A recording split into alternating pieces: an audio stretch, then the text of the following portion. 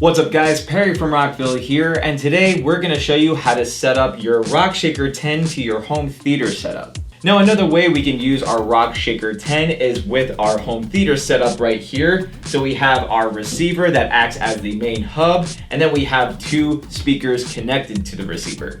So the receiver we're using today actually has a dedicated RCA output called sub out to use with a subwoofer, but in case your receiver doesn't have RCA output, you can daisy chain off of the speakers that are plugged into the receiver and plug into the high level inputs on your sub. So to do that, you're just going to get two more sets of speaker wire and plug them into the positive and negative terminals on the back of the speakers. Then you're just going to unscrew the high level input terminals on the back of the sub, and then plug the other ends of your speaker wire into the positive and negative terminals for the left and right input. Alternatively, you can use the terminals on the back of your receiver and plug straight into the subwoofer and then daisy chain your speakers from there. So to do that, you're going to grab two sets of speaker wire, plug one end into the positive and negative terminals for the left and right outputs on the back of the receiver, then plug the other ends into the left and right high-level inputs.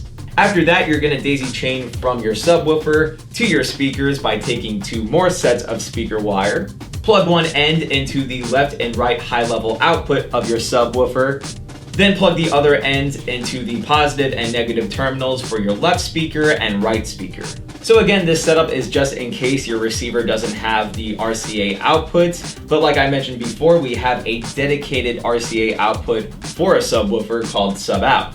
So if we're going to use that, we can take an RCA cable, plug one end into the sub out on the back of the receiver, then plug the other end into the RCA line input on the back of the sub. From here, you're going to want to raise the volume on the back of the sub so you hear the low frequencies coming out, and you can set up the frequency knob or the low pass filter to the desired frequency range that you want to hear coming out of the sub. So now that we have everything all set up, I'm going to place my subwoofer on the floor so we can really hear those low frequencies and hear how it sounds. Right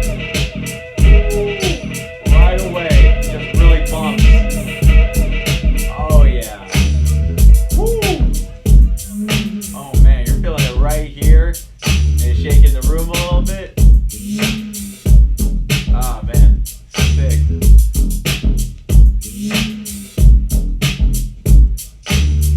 Wow, that's crazy. So we hope this showed you guys how easy it is to set up your Rock Shaker 10 to your home theater setup. But of course, if you have any questions, comments, or concerns, feel free to reach out to our customer support team through phone or email. As always, I'm Perry from Rockville, and we'll see you guys next time.